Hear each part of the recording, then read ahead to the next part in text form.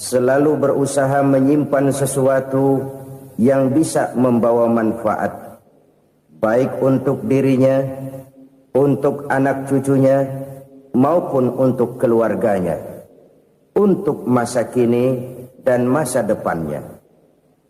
Kadang simpanan itu berbentuk uang, kadang berupa tanah, lain saat berbentuk pabrik, dan lain sebagainya. Sementara masa depan yang paling pasti adalah akhirat.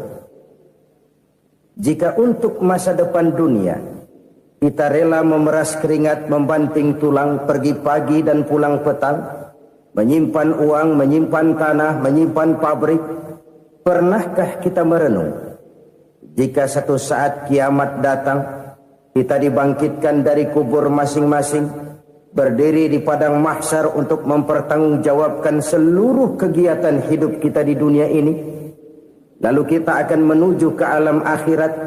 Sudahkah kita mempunyai simpanan untuk akhirat kita? Pada pertemuan kali ini saya ingin menyampaikan sebuah hadis di mana Rasulullah sallallahu alaihi wasallam bersabda, "Arba'un min kanzil jannah." Simpanan sorga ada 4 macam. Yang pertama, ikhfa'us sadaqah, menyembunyikan sedekah. Saudara-saudara kaum muslimin, sebagaimana yang kita maklum bahwa Allah Subhanahu wa taala melebihkan sebagian rezeki dari kita terhadap yang lain. Ada yang kaya, ada yang setengah kaya, ada yang miskin, ada yang setengah miskin, dan selanjutnya. Ada yang gajinya kecil tapi penghasilannya gede. Ada yang penghasilannya gede tapi nggak punya gaji. Ada juga yang memang gajinya gede dan penghasilannya gede.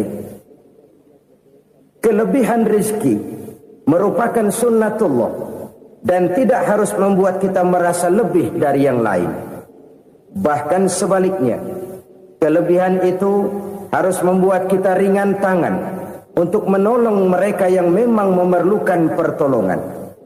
Kalau saudara diberikan ilmu, maka pertanyaan akhirat cuma satu: ilmumu kau amalkan untuk apa?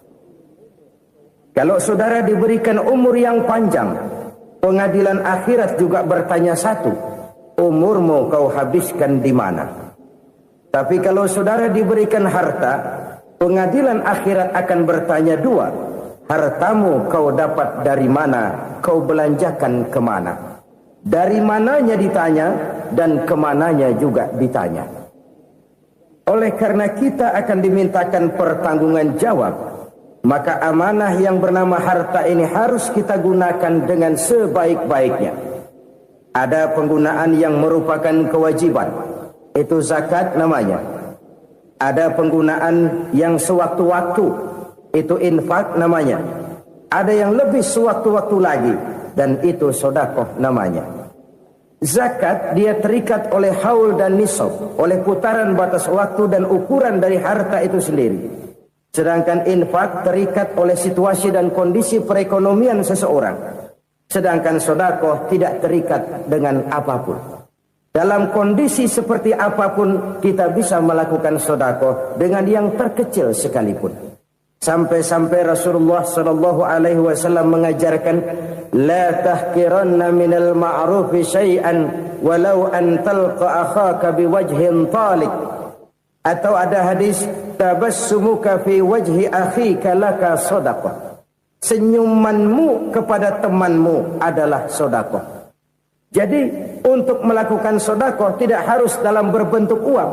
Dengan ilmu kita bisa sedekah. Dengan tenaga kita bisa bersedekah, dengan pikiran kita bisa bersedekah, bahkan senyum kepada teman itu pun sedekah. Jadi kalau sedekah dengan uang memang belum punya uang, nyengir aja banyakin. Itu asal pada tempatnya, jangan lalu ketemu tiang listrik cengengesan. Tentu tidak pada tempatnya dan tidak wajar. Nah, sedekah yang paling dicintai Allah adalah sedekah yang disembunyikan. Artinya, jauh dari sifat riya. Kan kadang-kadang ada orang sedekah itu disebutkan namanya, apa tidak bagus? Kalau memang niatnya ikhlas, ya bagus-bagus saja. Untuk memberikan sugesti kepada yang lain. Di Fulan bin Fulan nyumbang sekian, diumumkan. Boleh kalau niatnya untuk memberikan rangsangan kepada yang lain supaya dia menyumbang lebih besar dari orang tadi. Tapi kalau itu mendatangkan riya, maka sedekah yang paling dicintai Allah adalah sedekah yang disembunyikan. Tangan kiri saja tidak tahu apa yang diberikan oleh tangan kanan. Sedekah yang dilakukan dengan ikhlas akan merupakan perbendaharaan surga, tersembunyi dari pandangan orang lain, tidak seorang pun tahu. Karena memang sikap yang baik adalah melupakan kebaikan dan mengingat kesalahan. Itu salah satu ciri orang bahagia. Orang yang selalu mengingat kesalahannya dan berusaha melupakan segala kebaikannya. Kalau dia akan berada kebaikan, dia tidak bisa ikut, dia merasa rugi karena dia merasa belum pernah berbuat baik. Tapi kalau akan melakukan kesalahan baru, dia ingat kesalahan yang sudah-sudah, sehingga terhalang baginya untuk melakukan satu kesalahan baru. Demikianlah saudara-saudara, bahwa Allah melebihkan rizki sebagian kita dari yang lain, agar terjadi tolong-menolong dalam kehidupan ini. Jadi kesenjangan yang nature, kesenjangan yang alami, itu sunnatullah. Ada yang kaya, ada yang miskin, ada yang kelas menengah. Nah, kenapa lalu sekarang kita berusaha mengentaskan kemiskinan? Oleh karena adanya kesenjangan struktural. Kalau yang kaya bisa semakin kaya, kenapa yang miskin tidak bisa naik jadi ikut sedikit kaya? Sebab pada dasarnya Islam adalah agama yang sejak turunnya sudah berupaya memerangi kemiskinan.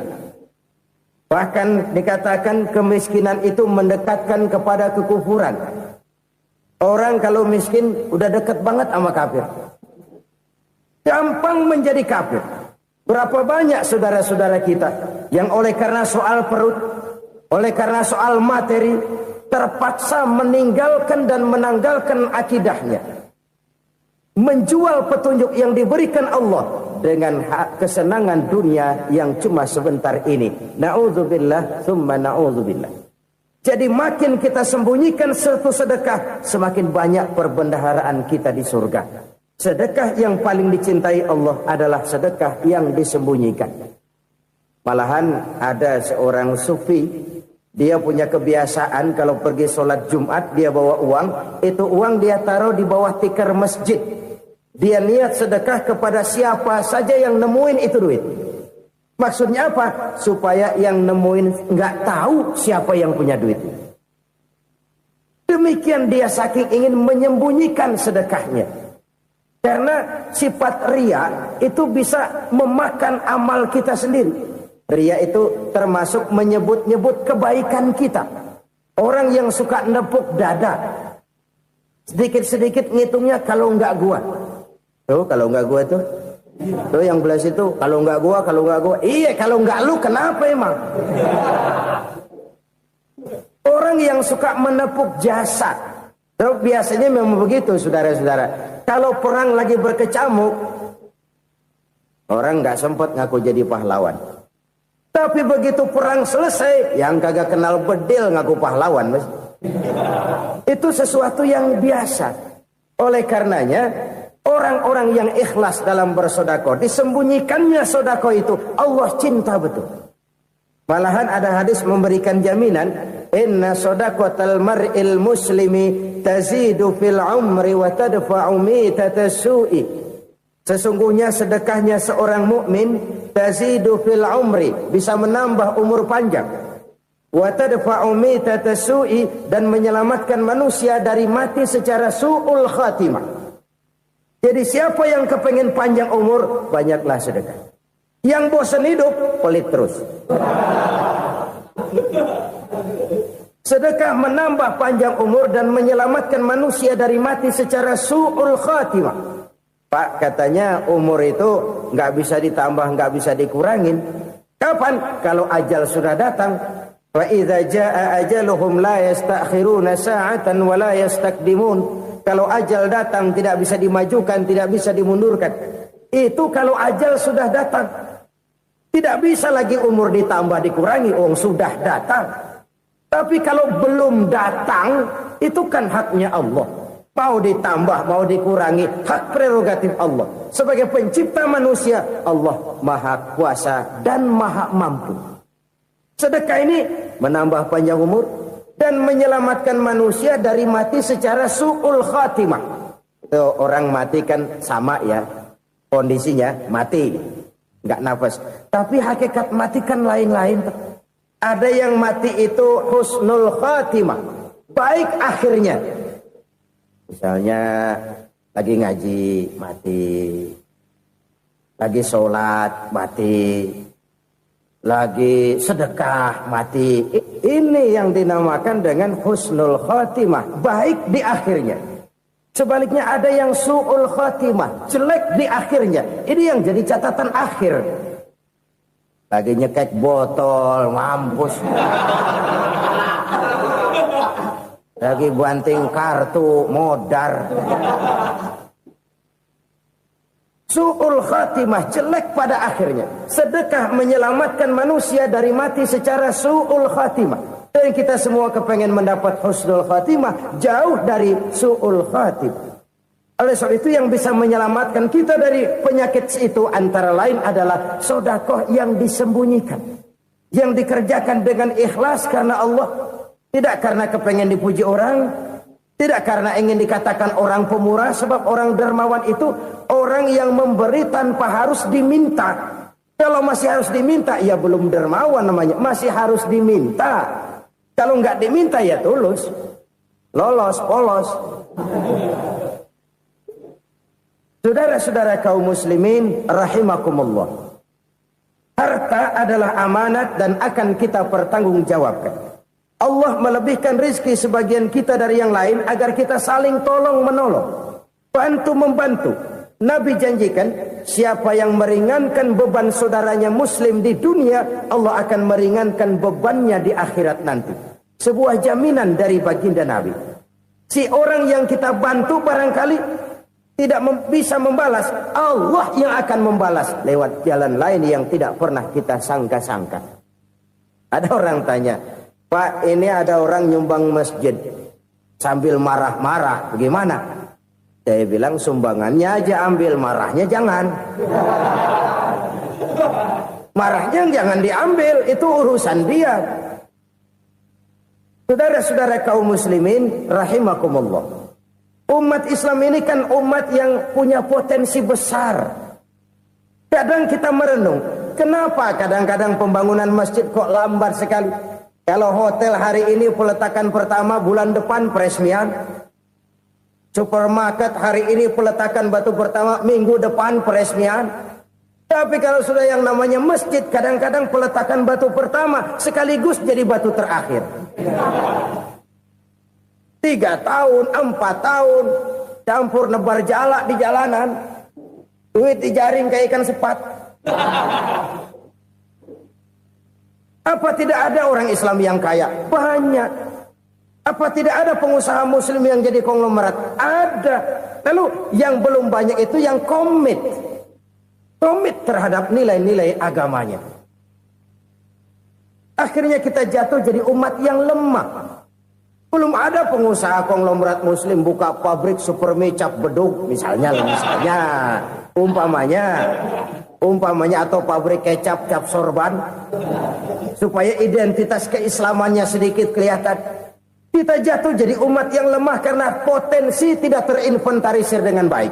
Kita ini ibarat kompor yang cuma matengin nasi orang lain.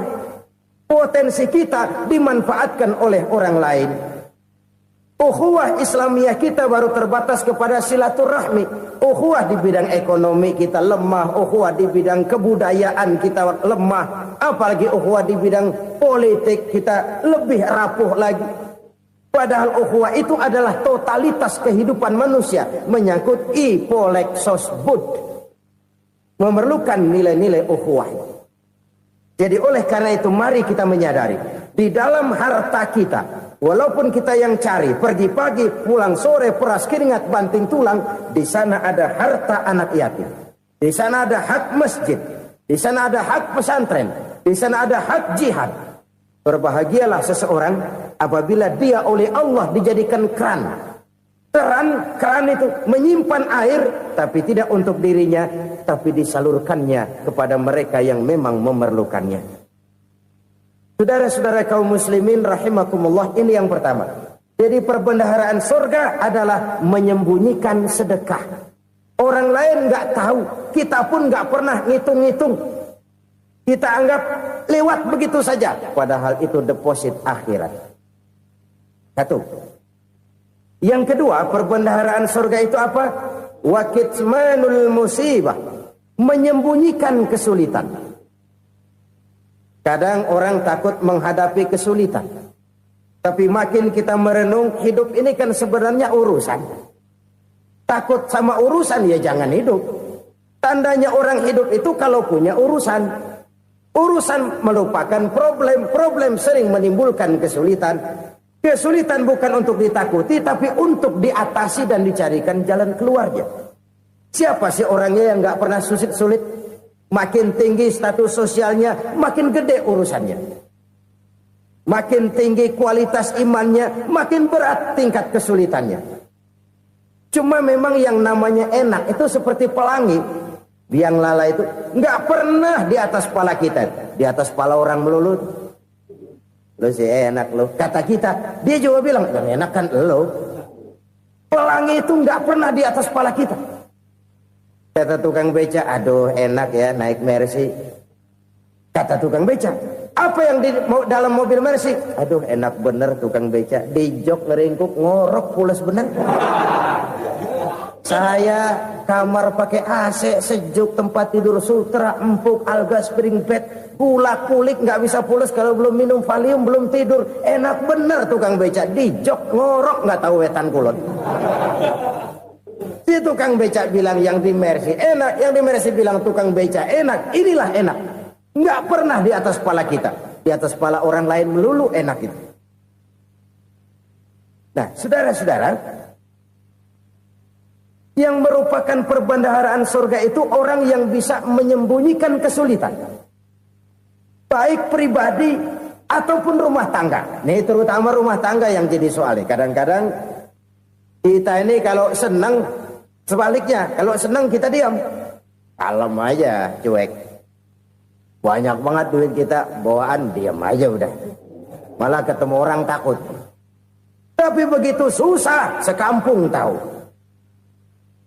Padahal Nabi mengajarkan perbendaharaan surga itu menyembunyikan musibah, menyembunyikan kesulitan. Kalau enak, cerita sama orang-orang. Kalau nggak enak, rasain sendiri, tekan sendiri, atasin sendiri. Kita kan sebaliknya. Tenang kita diam, asal lagi susah, paling tidak kita nyari teman buat cerita kesusahan. Siapa orangnya yang nggak pernah susah? Cuma soalnya bagaimana kita mengatasi kesusahan itu sendiri. Begitu juga misalnya kalau orang sudah berumah tangga, itu orang tuanya harus menjadi tempat dia cerita yang enak-enak saja. Yang nggak enak rasain berdua, selesaikan berdua, atasin berdua. Jangan dibalik. Asal senang diam, giliran susah saja. Maknya laporan. Terbalik. Bisa menjaga security informasi. Maka nama bayam keluar diam, malah seluitan.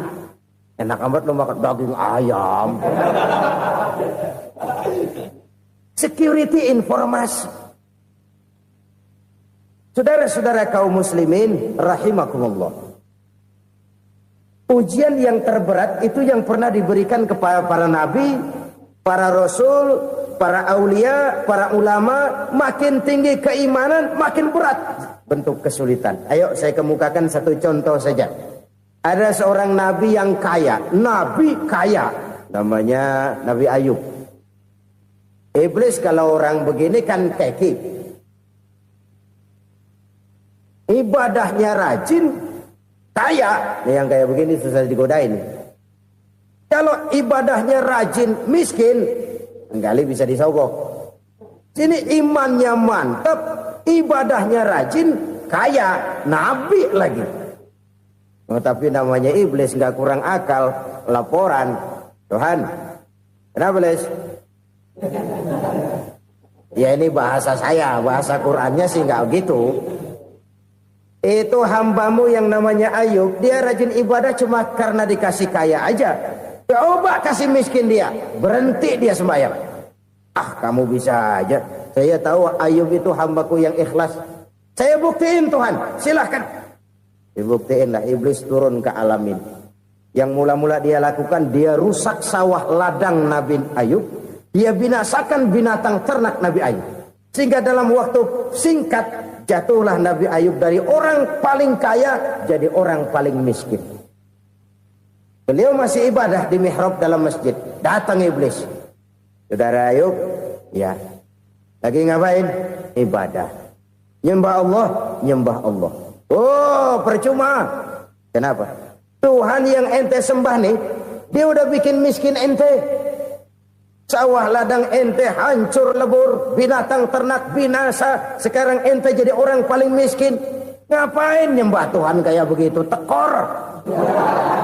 Udah berhenti dah ibadah, berhenti ibadah. Ini iblis sama Tuhan laporannya lain, yang dikerjakan kepada Nabi Ayub juga lain. Benar begitu iblis, kata Nabi Ayub. Iya, sawah ladang saya habis, buras. Binatang ternak saya binasa, binasa. Saya miskin, bangpak. Apa jawab Nabi Ayub? Bukan innalillahi, ya ini hebat. Alhamdulillahillazi a'tani wa akhza minni. Segala puji bagi Allah yang telah memberikan harta kepada saya dan sekarang mengambilnya lagi. Alhamdulillah. Allah yang ngasih, Allah yang ambil. Itu mah urusan Allah. Iblis cuman ibadah jalan terus, sujud lagi Nabi Ayub. Iblis seleher gondok banget. Dasar Nabi nggak mempan dia apa-apain. Miskin malah alhamdulillah. Allah yang ngasih, Allah yang ambil. Jadi kalau kita tidak komit, kita tidak terikat kepada kaya, miskin, senang, susah, apa yang bisa bikin kita susah? Jadikan kekayaan, kemiskinan, jadikan senang, susah sebagai anak buah yang bisa kita atur. Jangan kekayaan ngatur kita, jangan kemiskinan ngatur kita. Kita yang harus mengatur mereka. Senang, susah, kaya, miskin, bahagia, sengsara, jadikan itu anak buah yang bisa kita atur. Kalau sekarang kita kaya, lain saat boleh jadi kita miskin, semiskin-miskinnya. Allah yang ngasih, Allah yang ambil. Tenaga mana yang bisa menghalangi? Ibadah jalan terus. Iblis makin gondok. Dasar Nabi loh. Akhirnya apa? Nabi Ayub dikerjain, diberikan penyakit. Demikian fatal penyakitnya. Bayangin, udah miskin sakit. Masya Allah. Miskin sakit. Sakitnya nggak lama, kira-kira 16 tahun. Istrinya 3, 2 mental minta ceraiin. Ngerawatin laki bengek begini. Senang belum tentu, susah udah pasti nih. Cerai aja, cerai dah. Cerai. Tinggal satu Siti Rahmah yang setia menemani beliau. Sesetia-setianya hati perempuan. Satu saat Siti Rahmah bilang, "Bang, iya, abang kan Nabi, Bang. Lalu, namanya Nabi kan doanya jarang meleset, Bang. Maksud kamu minta kenapa sih sama Tuhan biar abang sembuh, baik dah, Bang?" Siti Rahmah, iya. Saya sakit berapa tahun sih dah? 16 tahun, Bang. Sebelum ini saya sehat berapa tahun? Ya kira-kira 60 tahun, Bang. Nah, coba ente banding-bandingin, Rahmah. Saya dikasih sehat 60 tahun. Dikasih sakit 16 tahun. Sudah nggak sabar. Mau doa kepada Allah minta sembuh. Saya malu. Malu kepada Allah. Diuji dengan yang luar biasa seperti ini. Tidak mengganggu stabilitas kehambaannya. Dia tetap menghamba kepada Allah subhanahu wa ta'ala. Saudara-saudara kaum muslimin rahimakumullah. Kunci menghadapi kesulitan itu apa? Allah jelaskan dalam satu ayat, wa basyiris sabirin alladzina iza asabathum musibah qalu inna lillahi wa inna ilaihi raji'un. Gembirakan orang-orang yang sabar Siapa mereka itu? Yang apabila mendapat musibah mereka kembali kepada keyakinan dasar, segalanya dari Allah dan segalanya akan kembali kepada Allah. Ini konsepsi dasar dari sikap muslim dalam menghadapi berbagai kesulitan. Segalanya dari Allah, segalanya akan kembali kepada Allah. Kalau ini sudah kondisi dasarnya, maka kita akan lapang menghadapi kenyataan bagaimanapun pahitnya. Apakah itu namanya miskin, apakah itu namanya sakit, bahkan maut sekalipun. Maut sekalipun. Segalanya dari Allah, segalanya akan kembali kepada Allah. Ini sikap hidup, bukan sekedar ucapan. Kita kadang-kadang menjadikannya sebagai ucapan. Mulutnya sehingga berhenti, innalillahi wa inna ilaihi rajiun, tapi nangisnya terus gerung-gerungan. Bukan itu, ini kesadaran moral. Kalau segalanya dari Allah, segalanya kembali kepada Allah, kan sebenarnya cuma nunggu giliran. Hari ini saya nyembayangin dia, entah hari apa saya disembayangin orang. Hari ini saya antar dia ke kubur, entah hari apa orang nganterin saya ke kubur. Hari ini saya tahlilkan dia, entah nanti kapan orang tahlilkan saya. Segalanya dari Allah, segalanya akan kembali juga kepada Allah. Oleh sebab itu saudara-saudara, kesulitan bukan untuk ditakuti. Kesulitan justru untuk diatasi, dicarikan jalan keluarnya. Dan tidak ada orang yang tidak pernah mendapat kesulitan. Tidak ada. Semakin tinggi status sosial, semakin tinggi kualitas keimanan, semakin besar juga tingkat kesulitan. Hanya saja bagaimana cara kita mengatasinya. Dan Al-Quran menyatakan, inna ma'al usri yusra. Di balik kesulitan itu pasti ada kemudahan. Roda itu berputar. Karena itu Rasulullah sallallahu alaihi wasallam mengingatkan kepada kita, ta'arraf ilallahi fir rakha ya'rifka fis syiddah. Ingatlah kepada Allah di waktu kamu senang, supaya Allah ingat kepada kamu di waktu kamu susah. Kalau waktu senang kita ingat kepada Allah, kita susah, Allah tidak akan meninggalkan kita. Tapi kalau waktu senang kita jauh dari Allah, sujud tidak sempat, dengan masjid jauh, ketika senang kita lupakan Allah. Nanti begitu kita susah, Allah lupakan kita. Dan itu menyakitkan. Oleh karena itu orang-orang tua kita dulu bilang, kalau lagi sehat ingat-ingat lu bakal sakit nanti. Kalau lagi kaya ingat-ingat satu saat kita bakal jatuh miskin. Bahkan kalau lagi muda ingat-ingat kita bakal tua. Dan yang terpenting kalau lagi hidup ingat-ingat kita bakal mati. Saudara-saudara kaum muslimin rahimakumullah. Jadi yang kedua yang merupakan perbendaharaan surga, menyembunyikan musibah. Saudara-saudara kaum muslimin rahimakumullah. Hal ketiga yang merupakan perbendaharaan surga adalah wasilatur rahmi. Orang yang suka bersilaturahmi. Sebagaimana yang kita maklum bahwa manusia adalah makhluk yang disebut zon politika. Makhluk sosial yang tidak mungkin hidup sendiri-sendiri. Betapa dan siapapun kita memerlukan orang lain. Bodoh betul manusia kalau tinggal di tengah masyarakat tapi tidak mau bermasyarakat. Merasa hebat sendiri, pintar sendiri, gagah sendiri, kaya sendiri. Mungkin kalau mati juga ngubur sendiri. Jangankan kita di sini, di sorga saja Nabi Adam waktu sendirian bengong melulu, ngondar mandir. Allah tegur dam sepi dam. Ya ini kalau bahasa saya. Iya Tuhan sepi ini nggak ada coret-coretan pisan ini. Diciptakan Siti Hawa baru anteng Nabi Adam. Itu di surga. Cobalah. Umpamanya saudara tinggal di Jakarta nih. Kayak bener. Apaan aja di Jakarta punya saudara dah. Jembatan Semanggi ambil. Monas buntel bawa pulang. Hotel-hotel ambil semua. Cuman tinggal di Jakarta sendirian, apa enaknya? Betapa dan siapapun kita perlu orang lain. Tidak ada seorang pun yang bisa memenuhi kebutuhan hidupnya secara sendiri-sendiri. Nah, Islam telah menyelamatkan manusia dari ras diskriminasi. Mengikat manusia dengan persaudaraan yang berlandaskan kepada akidah. Karena itu dianjurkan bersilaturahmi.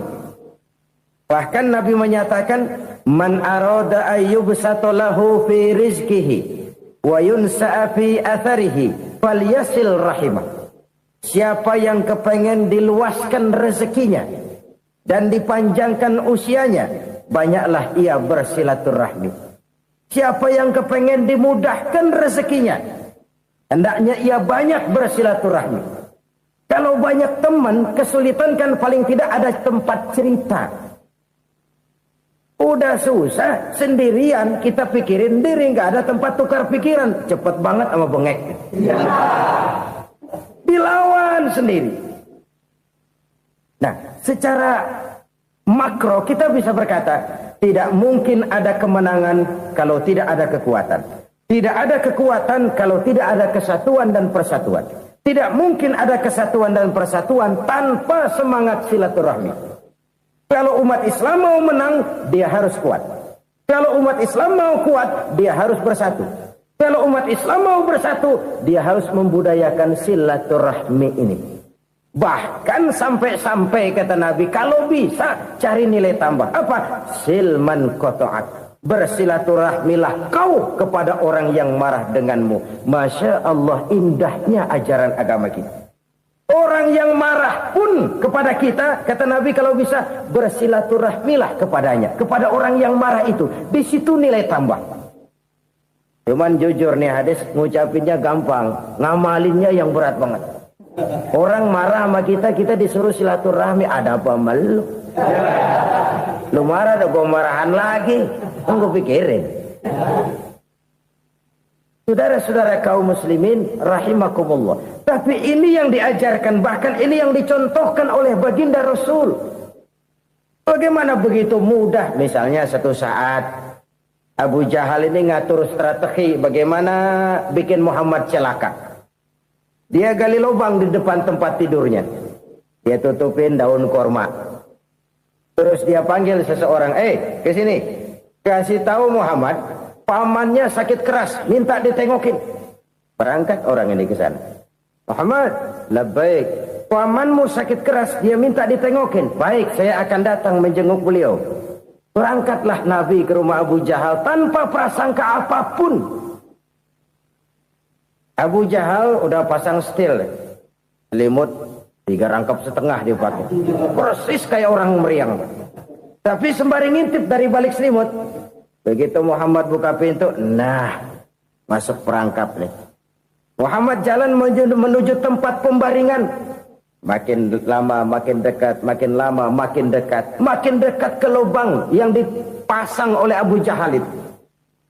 Dalam hati Abu Jahal, terus dah jatuh, mampus dah lo ini. Mampus lo hari ini nih. Apa yang terjadi? Malaikat Jibril datang. Muhammad, pamanmu cuma pura-pura sakit. Di depan tempat tidurnya ada lubang perangkap supaya kamu jatuh ke situ. Sudah, kamu pulang. Balik kanan Nabi. Sudah hampir jatuh ke lubang, balik kanan, pulang. Bayangin kecewanya Abu Jahal. Muhammad dikit lagi. Enggak paman, saya pulang aja. Emosi bangun dari tempat tidur, enggak sadar kalau lagi pura-pura sakit. Lompat ngejar Nabi, dia lupa dengan lubang yang dia gali. Usrak, nyemplung sendiri ke dalam lubang.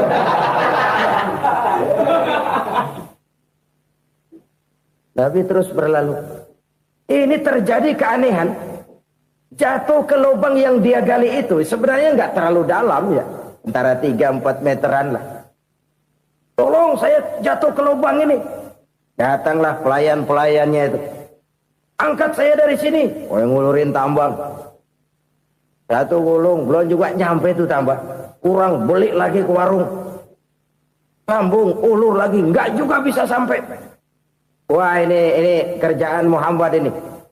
Tolong, siapa salah seorang kamu ke rumah Muhammad, kasih tahu encangnya kecebur. Minta ditolongin.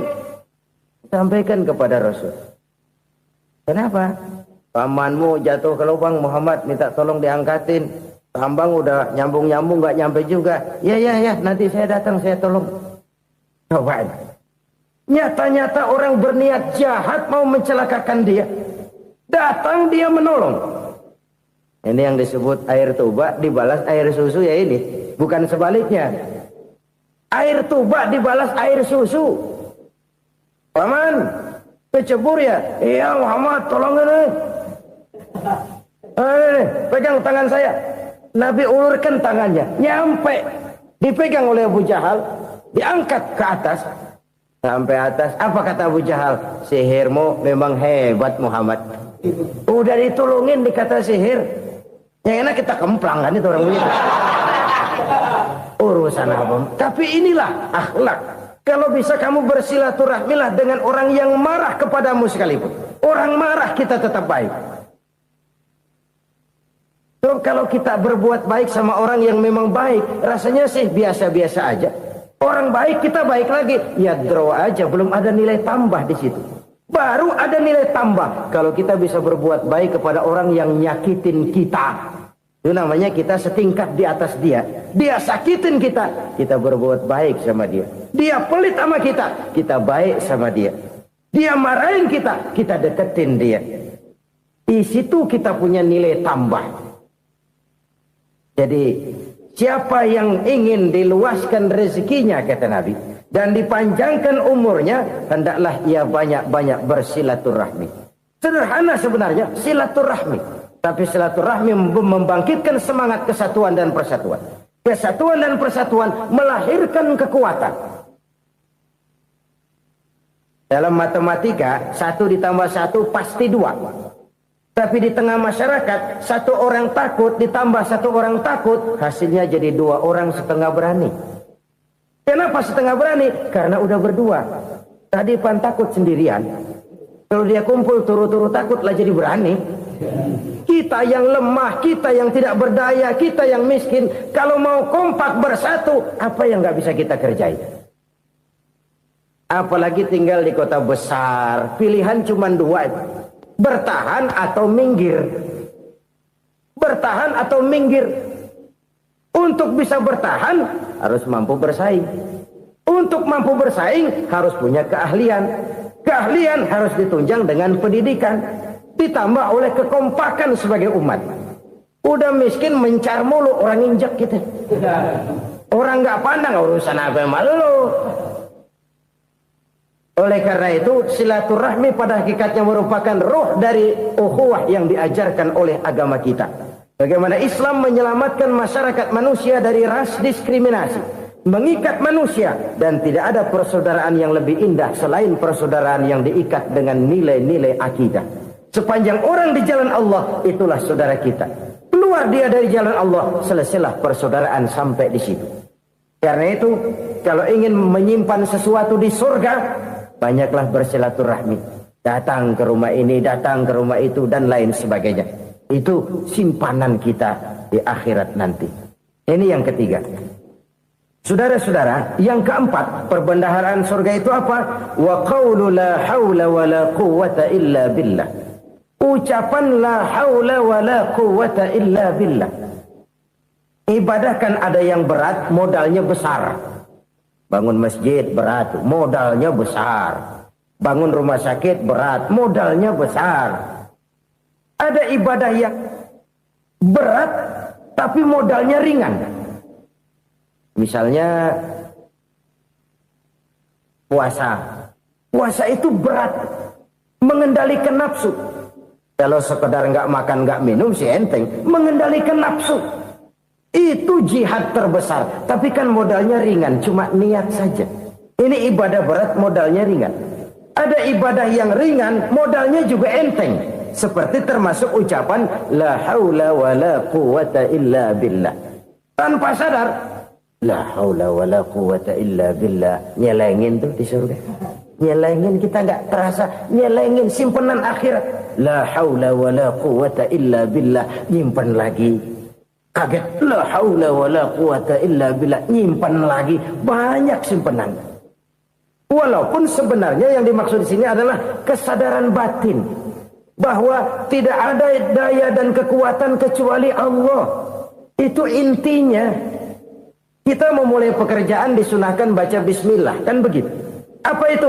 Kesadaran moral, Bahwa ini saya bisa kerjakan. Saya kerjakan ini dengan menyebut nama Allah. Kenapa? Kalau Allah tidak memberikan daya dan kekuatan, mana mampu saya kerjakan ini. Maka saya kerjakan ini dengan menyebut nama Allah. Bismillah. Kesadaran moral. Manusia hanya wajib berusaha, tapi nggak pernah wajib berhasil. Banyak hal-hal yang kalau kita renungkan secara rasio, nggak mungkin. Tapi jadi kenyataan. La haula wa la quwata illa billah. Tidak ada daya dan kekuatan kecuali bagi Allah semata-mata.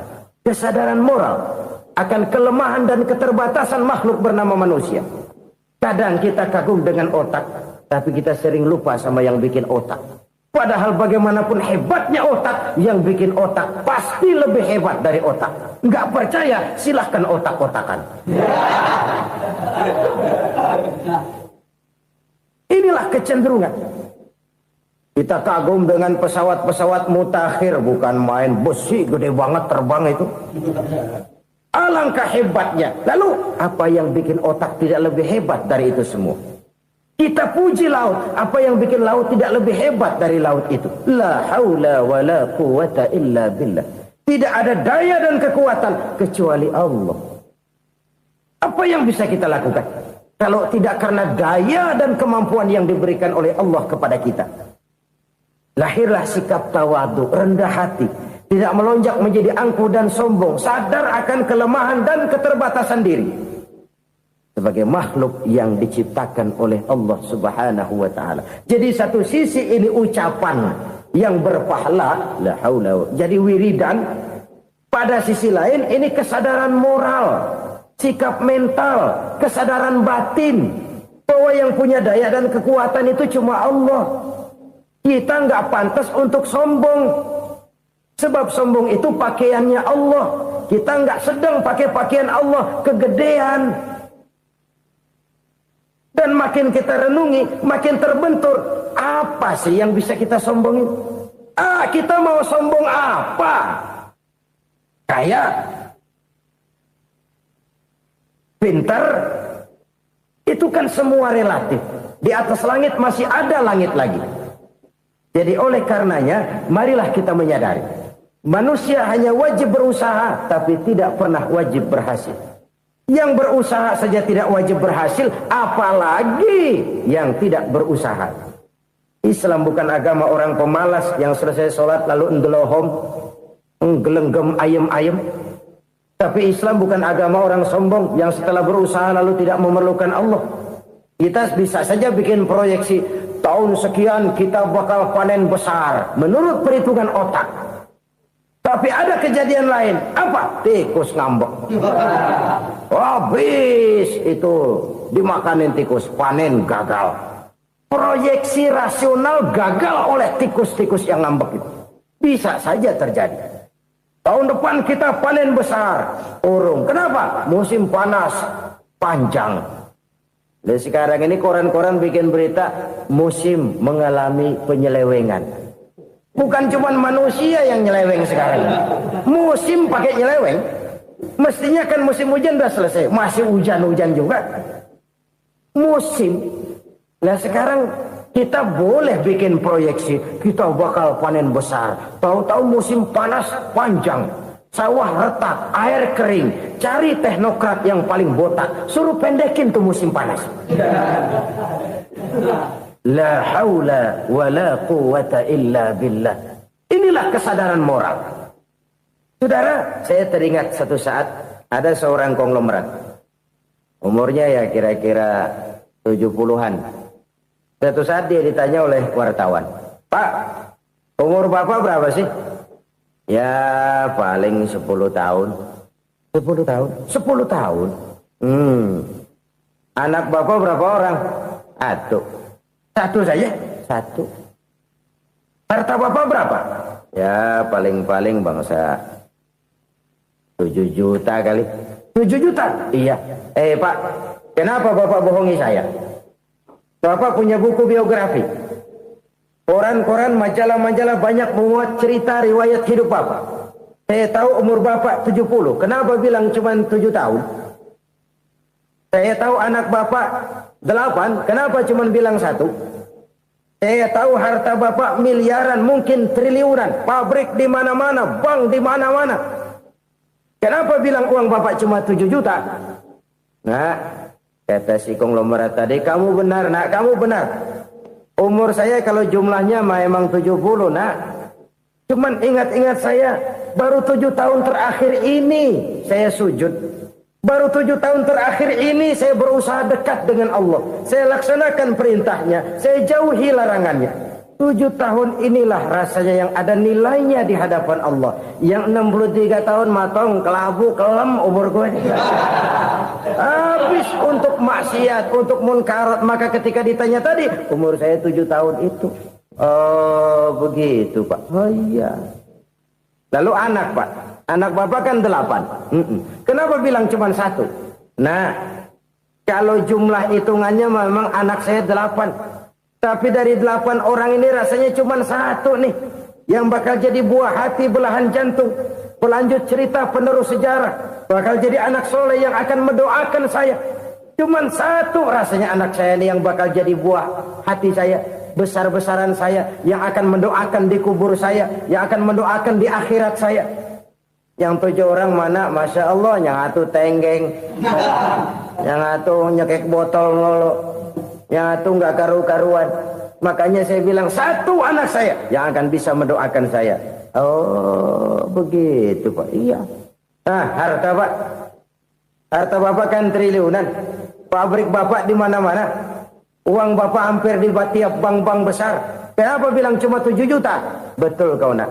Harta saya kalau jumlahnya memang miliaran, triliunan mungkin. Tapi yang saya ingat baru 7 juta tuh yang saya belanjakan di jalan Allah. Saya nyumbang masjid, saya santuni yatim piatu, saya bantu pembangunan pesantren, saya bantu pembangunan rumah sakit Islam. Itu yang akan saya bawa pulang ke akhirat, yang 7 juta itu. Yang triliunan itu nanti akan diperebutkan oleh anak-anak saya sebagai waris saya. Jadi harta saya 7 juta itu yang bakal nemenin saya di akhirat. Yang akan saya bawa pulang jadi teman saya. Saudara-saudara kaum muslimin, jangan-jangan orang tua itu adalah kita-kita ini. Jangan-jangan kita-kita ini adalah orang tua itu. Jangan-jangan itu potret dari diri kita masing-masing. Dari sekian umur yang diberikan Allah, berapa tahun yang ada nilainya di hadapan Allah? Dari sekian anak-anak yang merupakan amanah, berapa yang akan mendoakan kita sebagai orang tuanya menjadi anak soleh? Dari sekian banyak harta yang diberikan Allah, berapa yang akan kita bawa pulang menghadapnya nanti, yang kita belanjakan di jalan Allah? Ini sebuah potret kehidupan. Karena itu kita kembali kepada la haula wa la quwwata illa billah. Kita wajib berusaha, kita wajib berikhtiar. Selebihnya, segala daya dan kekuatan hanya milik Allah saja semata-mata. Satu kesadaran batin dari setiap pribadi muslim. Setelah ia berusaha dan berikhtiar, ia menyerahkannya kepada Allah Subhanahu wa ta'ala. Jadi, satu sisi ini merupakan wiridan ucapan yang mengandung pahala. Pada sisi lain, ini merupakan sikap batin dari seorang muslim di dalam ia menghadapi realitas kehidupan ini. Saudara-saudara kaum muslimin, rahimakumullah. Kalau ini kita jadikan satu basis kehidupan, maka ini akan menyelamatkan manusia dari kemungkinan tergelincir menjadi orang yang lupa diri dan lupa darat. Sebab itu Imamul Ghazali berpesan, Jadidis safinah fa innal bahra amiq wa khuziz zad fa inna safara ba'id wa khaffifil hamla fa innal hamla sadid. Perbarui selalu kapalmu karena lautan sangat dalam. Bawa bekal yang banyak karena perjalanan ini sangat jauh. Ringankan beban karena kebanyakan beban akan menyakitkan. Alangkah indah kalimat ini, alangkah dalam makna yang terkandung di sana. Perbarui selalu kapalmu karena lautan sangat dalam. Apa artinya ini? Jaga mentalmu baik-baik. Pelihara imanmu baik-baik karena hidup penuh cobaan seperti lautan. Kita kalau berlayar di lautan kan kadang-kadang tenang, angin bertiup sepoi-sepoi basah. Jika malam datang bintang gemintang bertabur menghias cakrawala. rembulan memantulkan sinarnya dengan indah. Dalam keadaan begitu berlayar enak. Tapi lain saat ombak menggunung, halilintar menyambar, angin topan bertiup. Berapa banyak sudah saudara-saudara kita yang tenggelam di lautan dunia tanpa sadar bahwa dia belum sampai kepada pantai yang akan dituju. Berapa banyak sudah saudara-saudara kita yang tenggelam di lautan dunia ini tanpa sempat bangkit lagi. Dia menyangka sudah sampai kepada tujuannya. Hati-hati kapal jangan sampai bocor karena lautan sangat dalam. Iman ini jaga baik-baik karena hidup penuh dengan ujian. Wa khuzizat fa inna safara ba'id. Bawa bekal yang banyak karena perjalanan sangat jauh. Saudara mau ke Bandung, bawa duit. Saudara mau ke Surabaya, banyakkan lagi duitnya. Saudara mau ke Mekah, gepokan, iketan tuh duit nggak lembaran lagi. Makin jauh perjalanan, makin banyak bekal yang harus kita bawa. Kalau saudara dari Jakarta mau ke Surabaya, kagak bawa duit berangkat juga, itu sih bukan berani namanya, nekat. Sampai Surabaya belum tentu, sengsara di jalan udah pasti. Kenapa? Nggak bawa bekal berangkat. Sama juga kita nih, misalnya belum sempat sembahyang, mati. Waduh, berani banget orang. Belum punya bekal, mati. Sengsara di jalan. Atau bekal tidak cukup.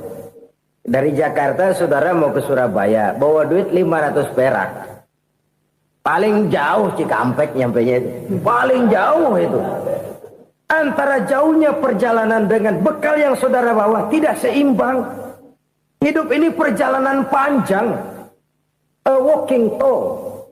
Dimulai dari alam arwah. Sebelum jasad diciptakan, roh diciptakan lebih dulu. Dari situ pindah ke alam rahim. Dari alam rahim pindah ke alam dunia. Dari alam dunia pindah ke alam barzah. Baru menuju akhirat. Satu perjalanan panjang. Kalau bekal tidak bawa, sengsara di jalan. Bawa bekal yang banyak karena perjalanan ini sangat jauh. Wa khaffifil hamla, ringankan beban karena beban itu cuma akan menyulitkan. Kalau bekal itu sih keperluan, tapi beban nggak kita perluin, cuma ngeberat-beratin. Apa ini beban? Dosa.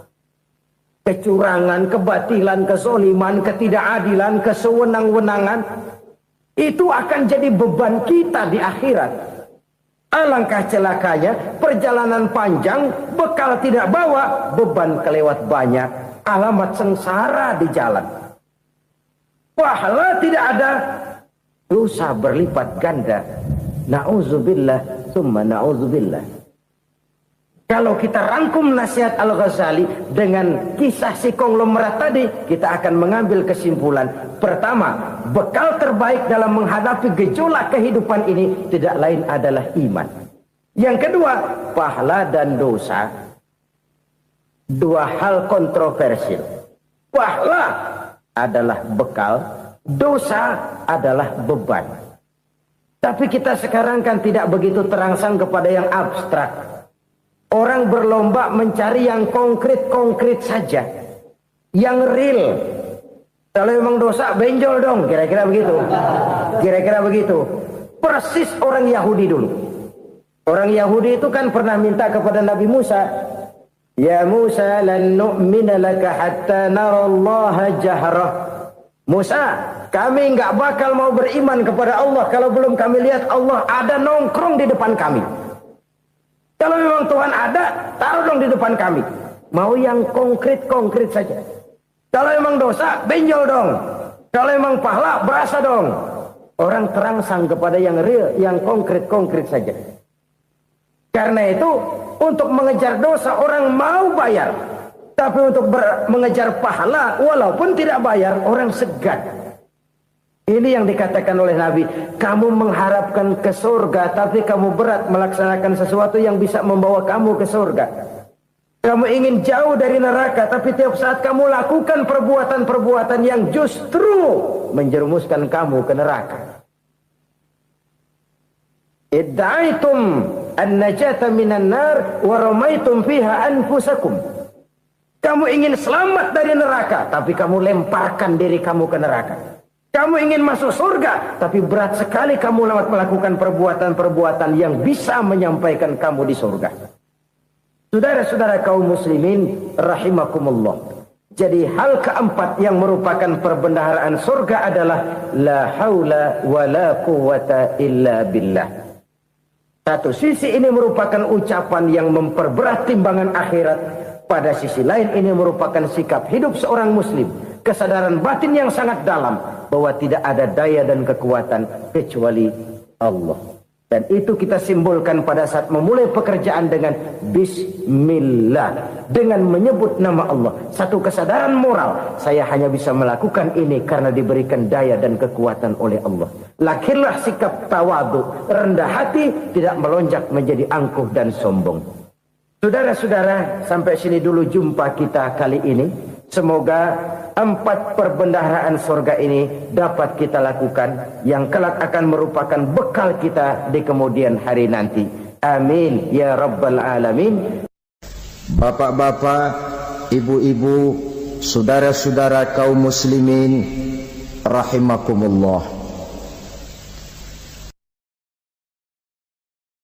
Di dalam kehidupan kita sebagai seorang muslim, minimal 5 kali dalam sehari semalam kita mendengar seruan untuk mendirikan solat yang disebut azan. Ada kalimat menarik di dalam kalimat azan itu, yakni seruan hayya 'alal falah, marilah menuju kepada keberuntungan, marilah meraih kemenangan. Seruan ini adalah kecenderungan dari setiap manusia, apapun warna kulitnya. Artinya, setiap orang dalam hidup selalu ingin meraih dan mencari kemenangan. Kemenangan akan melahirkan kepuasan batin, dan kepuasan batin memberikan kebahagiaan. Sedangkan kekalahan melahirkan penderitaan batin, dan penderitaan batin menjerumuskan seseorang di dalam berbagai bentuk kerugian. Jikalau inilah seruan azan, maka masalahnya ialah apa yang menyebabkan kita meraih kemenangan. Al-Quranul Karim memberikan tuntunan dan ajaran kepada kita bahwa orang-orang yang memperoleh kemenangan itu tidak lain adalah orang-orang yang bertakwa. Hanyalah mereka yang bertakwa kepada Allah Subhanahu wa ta'ala pada akhirnya akan tampil sebagai pemenang. Lalu siapa orang yang bertakwa itu? Dijelaskan dalam awal-awal Al-Baqarah, orang yang bertakwa yang akan meraih kemenangan. Pertama, alladzina yu'minuna bil ghaib, yaitu orang-orang yang beriman kepada yang gaib. Percaya bahwa ada alam yang gaib, alam yang abstrak, alam yang tidak bisa dijangkau oleh salah satu daripada panca indera kita. Mereka percaya dan beriman kepada adanya malaikat, beriman kepada adanya iblis dan jin, beriman kepada adanya alam kubur, beriman kepada adanya alam mahsyar, beriman kepada adanya alam akhirat, beriman kepada adanya surga dan neraka.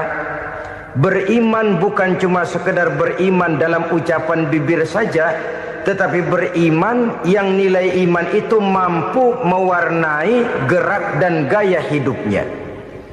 Iman yang meresap sampai ke tulang sumsum, kemudian memberikan dampak positif di dalam kehidupan manusia.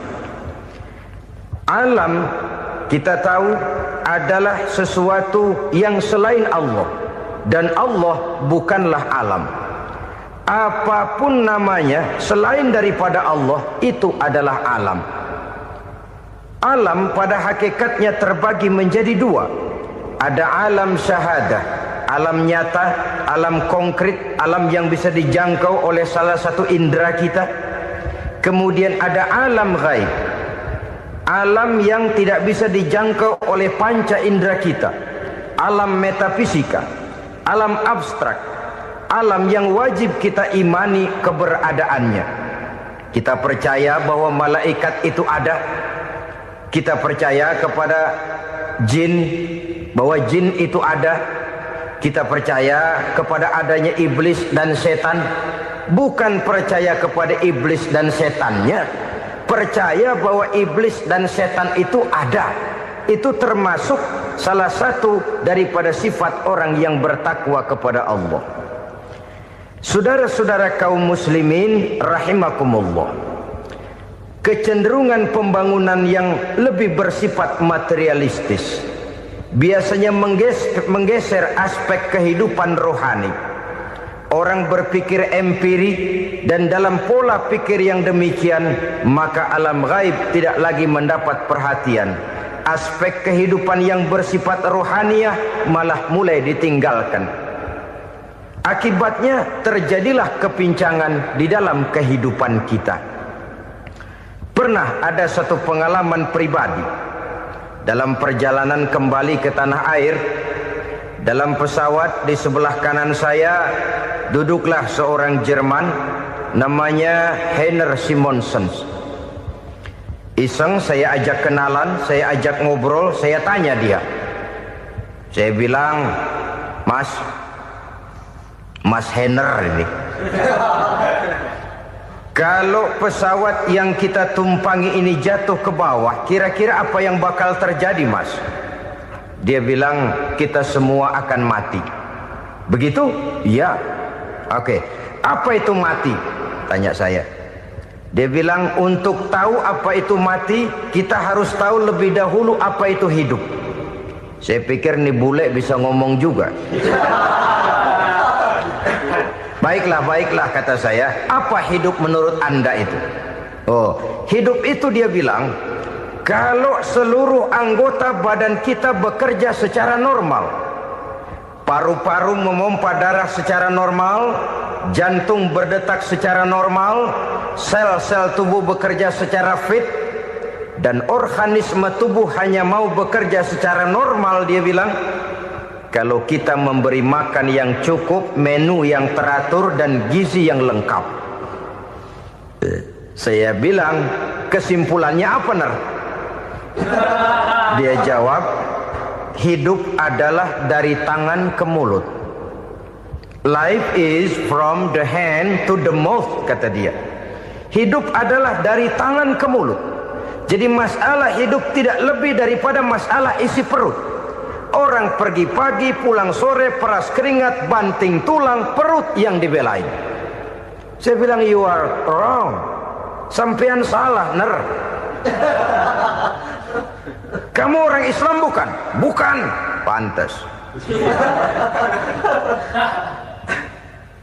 Kenapa saya salah? Dia bilang, ya jelas salah.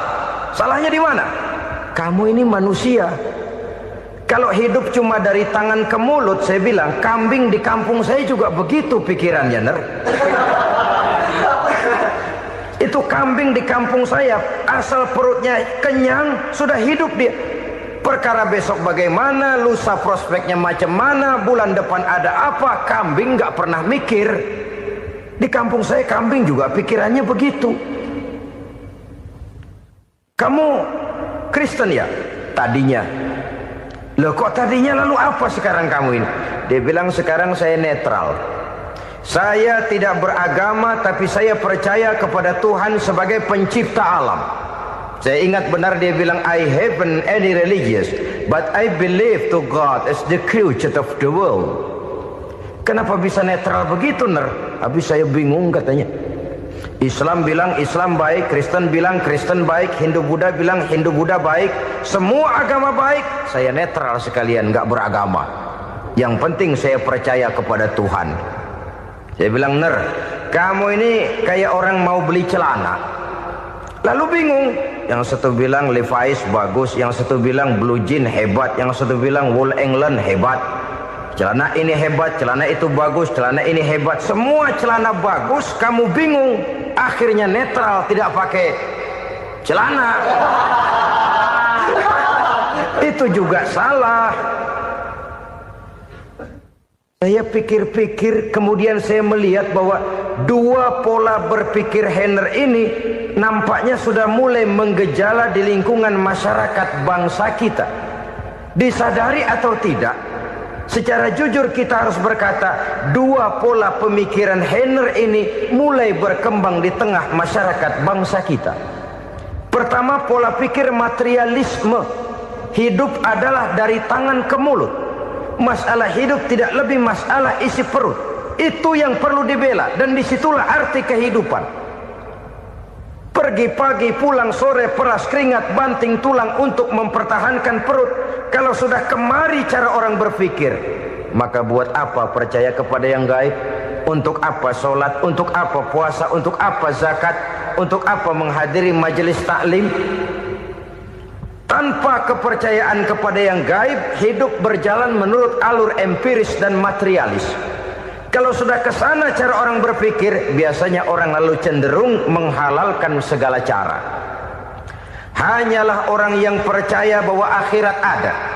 Hanyalah orang yang percaya bahwa alam kubur itu ada. Hanyalah orang yang percaya bahwa malaikat itu ada, hidupnya akan lebih terarah dan terkendali.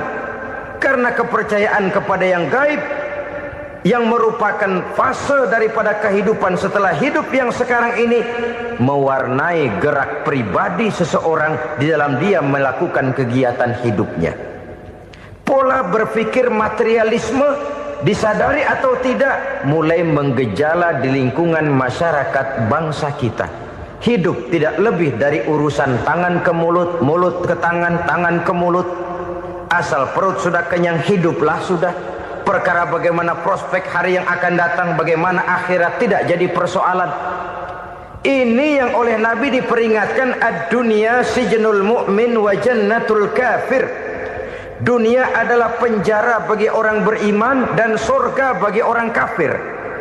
Dulu di zaman Belanda hadis ini pernah disalah tafsirkan, disalah artikan, digunakan sebagai senjata untuk mengkebiri dan membuat impoten umat Islam. Sudahlah umat Islam gak usah macam-macam, kata Belanda. Dunia ini kan penjara buat orang Islam, surga buat orang kafir. Di penjara jangan bertingkah.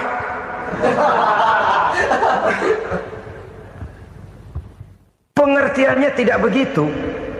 Dunia adalah penjara bagi orang mukmin. Artinya dalam kehidupan dunia seorang mukmin tidak bebas memperturutkan hawa nafsunya. Di penjara hawa nafsunya itu. Sebaliknya, surga bagi orang-orang kafir. Buat orang kafir, surgalah dunia ini. Mereka bebas memperturutkan hawa nafsunya. Dilarang tidak terlarang, dicegah pun tidak tercegah. Mereka hidup menurut alur bisikan nafsu mereka sendiri. Kemudian bila ajal datang, maut merenggut nyawa, selesailah surganya sampai di situ. Maka bagi orang-orang yang tidak percaya kepada adanya akhirat, kepada adanya alam gaib, surganya sebatas umurnya. Sekali lagi, surganya sebatas umurnya. Bila umur selesai, ajal pun datang merenggut nyawa, selesailah sudah surganya sampai di situ. Alangkah pendeknya perjalanan orang-orang yang tidak percaya kepada alam gaib ini. Bagi kita mukmin, jikalau kita mampu memenjarakan hawa nafsu, kita bisa bahagia di dunia ini. Dan Islam memang tidak menyuruh kita sengsara di dunia. Raih dunia, kejar dunia, gapai dunia sebagai alat untuk mencapai kebahagiaan di akhirat nanti. Hidup adalah satu perjalanan panjang yang terbentang sejak kita terlahir dari alam rahim sampai kepada alam akhirat nanti. Andai kata kita gagal meraih kebahagiaan di dunia, toh kita masih punya akhirat. Tapi jangan jadi dalil yang melemahkan semangat. Biarin dah kita di dunia kebelangsak, yang penting akhirat. Akhirnya dunia benar-benar kebelangsak. Bagaimana dunia ini bisa kita raih, dan bagaimana meraih dunia untuk menunjang kepentingan akhirat nanti. Yang kedua, dari pikiran Heiner yang saya lihat menggejala di lingkungan masyarakat bangsa kita, timbulnya manusia-manusia netral. Seolah-olah Tuhan yes, agama no. Sama Tuhan percaya, agama ogah. Tuhan ngangguk, giliran agama godeng.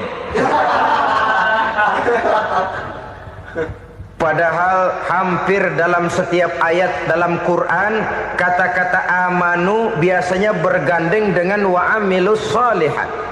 iman dan amal soleh. Ini sebagai isyarat Tuhan dan agama jangan pernah dipisah-pisah. Apabila kita bertuhan, maka kita harus beragama.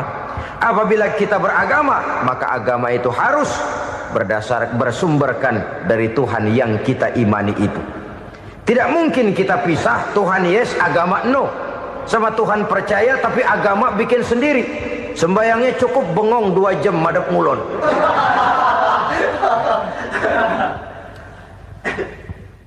Saudara-saudara kaum muslimin rahimakumullah. Jadi dengan demikian, agama yang kita akui merupakan unsur mutlak di dalam pembangunan sekarang ini, merupakan bagian dari kehidupan yang menuntun kita bahwa di balik alam nyata ini, di balik alam syahadah ini ada alam gaib. Dan mudabbir, murabbi, yang mengatur, yang menguasai, yang memelihara baik dia alam nyata, baik dia alam gaib, tidak lain adalah Allah Subhanahu wa ta'ala. Di sana ada satu super power, satu maha kekuatan yang kita perlu bersandar kepadanya. Sebagai makhluk nyata yang hidup di alam nyata, berbuatlah secara nyata sebagaimana harusnya kita berbuat. Karena Islam jelas bukan agamanya orang pemalas. Islam jelas bukan agamanya orang yang mengajarkan setelah selesai sholat boleh duduk, nggelenggem ayam-ayam, ndelohom, menghitung bintang di langit sambil menunggu keajaiban. Tidak. Islam adalah agama yang mengajarkan apabila sholat sudah selesai kamu kerjakan, bertebaranlah di permukaan bumi, cari karunia Tuhanmu. Jangan hidup berpangku tangan menunggu keajaiban. Karena hidup bukan undian. Jangan berharap untung besar tanpa mau peras keringat. Tapi di sebalik itu toh kita juga harus yakin bahwa di sisi usaha nyata yang kita lakukan ada satu super power, satu maha kekuatan gaib yang menentukan berhasil dan tidaknya usaha kita. Kepercayaan kepada hal semacam inilah yang mendorong kita untuk mempunyai sandaran vertikal, agar jikalau usaha ini berhasil kita tidak lupa diri dan lupa daratan. Jikalau usaha ini gagal kita tidak putus asa dan buruk sangka, tidak cupik pandangan dan sempit hati, tapi mampu melihat persoalan dengan kacamata putih sambil husnuzon kepada Allah Subhanahu wa ta'ala. Kita percaya malaikat itu ada. Ada yang namanya raqib dan atid, mengawasi gerak hidup kita sampai kepada gerak hati kita. Ini memberikan sugesti agar kita berhati-hati. Tidak sejengkal tanah pun kita bisa berlindung dari pengawasan raqib dan atid. Ada munkar nakir yang akan menyoal kita di alam kubur. Ada malaikat Malik, penjaga neraka. Ada malaikat Ridwan yang menjaga surga.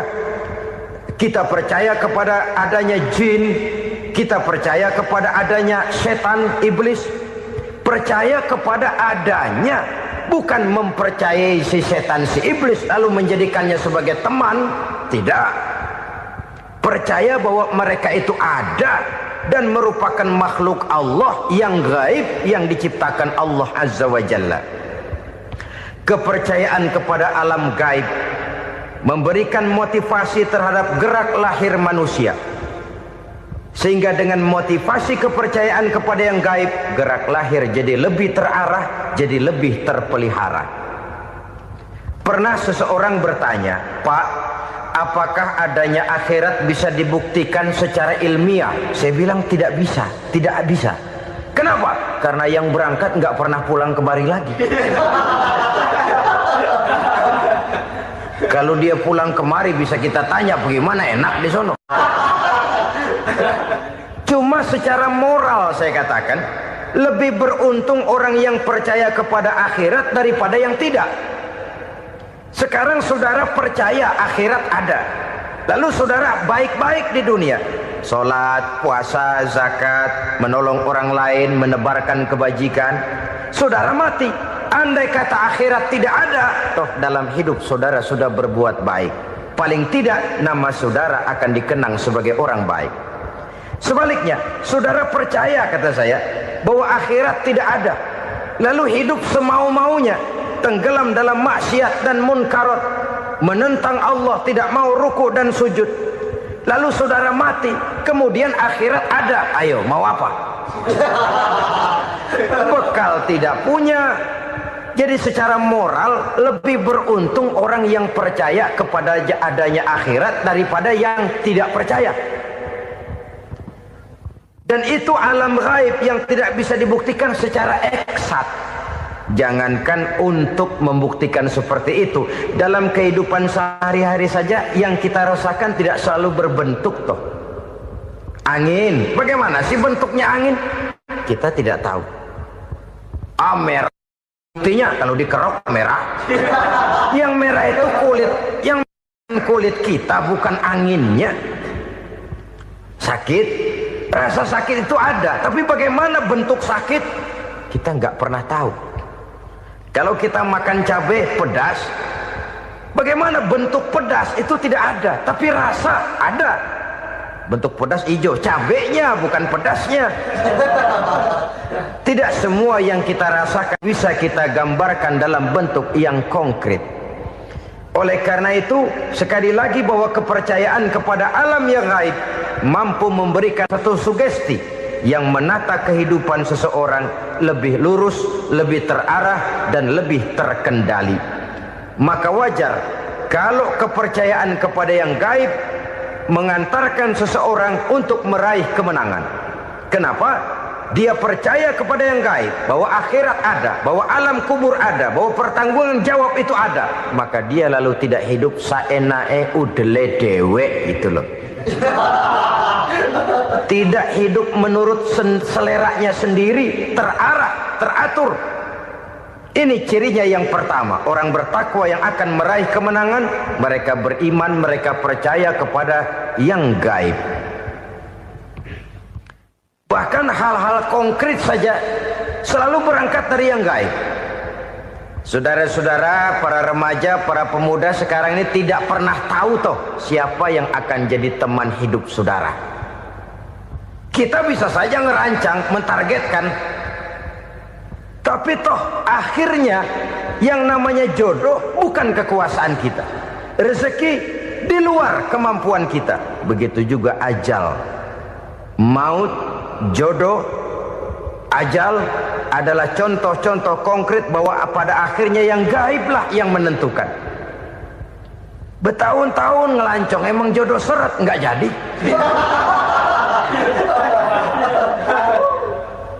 Begitu kenal baru setengah malam nginep ditangkap hansip kan. Hal-hal semacam itu kadang-kadang kita berpikir suuzon, gilet, perempuannya cakep banget, lakinya rebek amat. Memang begitulah jodohnya. Memang begitulah jodohnya. Saudara hadirin ma'asyiral muslimin yang saya hormati, jadi hal-hal yang konkret saja kita yakini sepenuhnya ditentukan oleh satu superpower yang gaib itu tadi. Dari sanalah segala ketentuan itu berangkat dan kesanalah segalanya akan kembali. Maka kepercayaan kepada yang gaib meluruskan gerak hidup seseorang dan itu akan mengantarkan dia kepada meraih kemenangan. Satu. Yang kedua, wa yuqimuna shalah. Orang bertakwa yang akan meraih kemenangan itu adalah orang-orang yang mendirikan sholat. Kenapa sholat mengantarkan orang untuk meraih kemenangan? Yang jelas, inna sholata tanha anil fahsya'i wal munkar. Sholat mampu mencegah manusia dari perbuatan keji dan munkar. Banyak filsafat hidup yang terkandung di dalam sholat ini. Sejak kita wudhu sampai kita menghadap ke arah kiblat, sampai kita melakukan gerak-gerak sholat, bacaan-bacaan yang ada di dalam sholat, lalu sampai kepada mengucapkan salam. Banyak filsafat hidup yang terkandung di dalam sholat. Umpamanya saja, setelah takbiratul ihram mulai kita dengan sholat dalam posisi berdiri, diajarkan dalam kitab-kitab fikih agar kita melihat ke arah tempat sujud. Ini kan filsafat kehidupan. Kalau kamu sholat dalam posisi berdiri, lihat tempat sujud. Jangan sholat mata jelalatan, sebab nanti bisa mengurangi kekhusyuan. Jadi wajar kalau yang dikatakan bahwa yang paling afdol adalah shaf yang di depan. Kenapa? Secara harfiah pengertiannya akan lebih mengundang kekhusyuan. Kenapa? Kalau kita di shaf paling depan di masjid umpamanya paling banter kita lihat tembok. Tapi kalau kita shaf di tengah atau di belakang, orang-orang di depan kita pun akan kelihatan. Yang bajunya loreng, yang bajunya genggang, yang bajunya macam-macam. Kita lihat, kadang-kadang kita pikirin, ada yang bajunya bolong. Kita sholat tapi dalam hati, nih orang bajunya robek yang nggak tahu apa. Ada saja hal-hal yang mengusik kekhusyuan kita. Oleh sebab itu diajarkan dalam posisi berdiri, lihat, arahkan pandangan matamu kepada tempat sujud. Ini kan filsafat kehidupan. Maksudnya apa? Kalau lagi diri lihat dong tempat sujud. Kalau udah di atas ingat dong sama yang bawah. Kalau sudah tinggi ingat dong dari mana kamu berangkat. Kalau sudah berkuasa bantu dong yang lemah. Kalau sudah kaya santuni dong yang miskin. Kalau sudah alim bimbing dong yang awam. Ini filsafat kehidupan. Dalam posisi berdiri kau lihat tempat sujud. Ini akan melahirkan kepekaan sosial di mana seseorang mau tahu kepada orang lainnya. Bagaimanapun kaya kita, tinggi pangkat dan jabatan kita, jikalau hidup hanya untuk kepentingan perut sendiri saja, rasanya belum membawa manfaat di dalam kehidupan kita. Tapi efek yang tertinggi sesungguhnya, sholat mencegah manusia dari perbuatan keji dan munkar. Perbuatan keji dan munkar, walaupun kelihatannya mendatangkan uang, membawa keuntungan, tapi itu keuntungan semu, keuntungan sementara. Dengan menipu orang lain kita bisa dapat untung, tapi tidak membawa berkah. Dan itu adalah kerugian besar dalam kehidupan kita. Maka untuk meraih kemenangan harus dimulai dengan membentuk kepribadian yang tegar, memiliki sandaran vertikal yang langsung kepada Allah Subhanahu wa ta'ala. Dan itu hanya bisa kita tempuh melalui jalur ibadah formal yang sudah ditentukan Allah, yakni sholat yang 5 waktu. Untuk memperkuat itu ada sholat-sholat sunnah, rawatib, nawafil sebagai terminal-terminal kontrol cadangan untuk memelihara stabilitas temperatur batin di dalam kita berhubungan dengan zat yang maha gaib, yaitu Allah Subhanahu wa ta'ala. Orang sering bertanya, Pak, itu tetangga saya nggak sholat, duitnya nggak habis-habis, Pak. Nggak sholat tapi mobilnya tambah terus. Nggak sholat tapi usahanya makin maju. Tapi di sisi lain ada orang yang rajin sholat, rezekinya butak bener. Anaknya mana kurus, mana korengan. Saudara hadirin ma'asyiral muslimin rahimakumullah.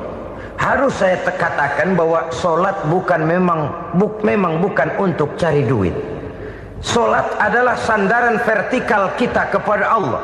Sedangkan soal rezeki itu berkaitan dengan sifat Allah maha pengasih dan maha penyayang. Allah maha pengasih, siapapun dikasih kalau mau usaha. Allah maha penyayang, tidak semua orang disayang oleh Allah Azza wa Jalla. Dan belum tentu banyak harta itu merupakan nikmat. Mungkin juga istidraj. Artinya istidraj itu dikasih tapi diambulin, kalau bahasa Betawinya itu. Dikasih tapi diambulin, itu bukan merupakan nikmat sesungguhnya, lebih merupakan azab dari Allah Subhanahu wa ta'ala.